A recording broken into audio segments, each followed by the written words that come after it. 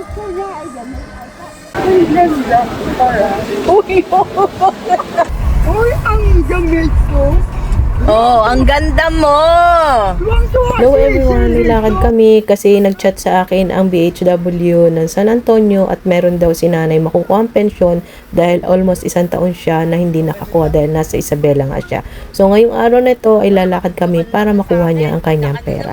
So excited na excited ang matanda dahil ngayon lang uli siya makakahawak ng sarili niyang pera. Saan tayo pupunta? At habang nakapila si Ben, nag-iintay na lang si nanay ng kanyang turn at kung ano ng mga pinagsasabi ni nanay.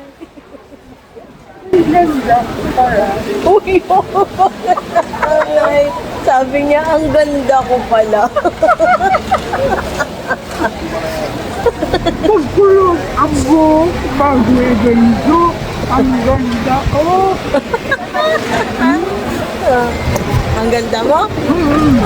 Pumunta kami sa lumang bayan covered court kasi lahat ng mga seniors na hindi nakakuha ng first, second, third, and fourth quarter ay ibibigay na rin lahat ng buo ang pera sa kanila. So, madaling sabi, nakuha namin ang pera ng nanay na pension niya for 1 year. Malaki din yon, 12K. So, nag-aya si nanay sa paborito niyang bilihan dito sa Unitop ng Calapan. So, makikita nyo kung ano mga pinamili niya. At masaya kaming nagkakwentuhan dahil niloloko ni Ben si nanay na uubusin niya lahat ang pera ng nanay. At pumasok na nga kami diyan sa Unitop at hinayaan namin siya na kunin niya kung ano yung mga gugustuhin niya na mabili. Total pera naman niya yun at ngayon lang uli siya mamimili na katulad nung dati na kapag kami noong magkasama pa ay pinahayaan ko siyang bumili ng gusto niya, magkuha ng cart para ilagay niya yung mga gusto niyang mabili. So, yun lang. Nakita naman niya. Gusto niya ng tinapay daw. Gusto daw niya ng palaman, ng mga bags, ng kung ano-ano pa. Makikita niyo sa bandang huli kung ano yung mga pinamili niya. Ko ay kitang-kita yung ligaya ni Mother. Talagang hindi magkaintindihan kung anong bibiling mga bag niya. Kaya tinutulungan namin siya mag-asawa na mamili. Dahil lang sa dami na makikita ay hindi magkaintindihan.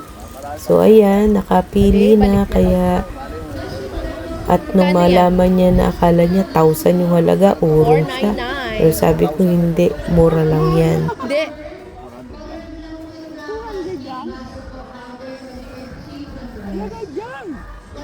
Mag-shopping si Mother.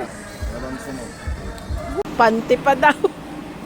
Tuwang-tuwa siyang namili ng mga gusto niya. Tinayaan naman namin siyang mag-asawa na pumili ng mga magugustuhan niya. Tinutulungan ko lang siya kung tama ba para sa kanya at kung bagay sa kanya. So far, nakapili naman ito ng kanyang mga damit at gamit. At ayan, tuwang-tuwa siya. Maligaya si nanay dahil ngayon lang uli siya malayang nakapunta ng mga tindahan at nagustuhan niyang bumili ng mga kung ano-anong anik-anik. At yun, tuwan-tuwa siya. Bumili pa nga siya ng Christmas tree pero hindi namin tinuloy dahil sabi nga ni Ben ay gusto ko rin sana na may Christmas tree sa bahay niya kaso lang sabi ni Ben ay aalis din naman siya. So yun lang, ganito lang muna. Bye-bye. Thank you for watching.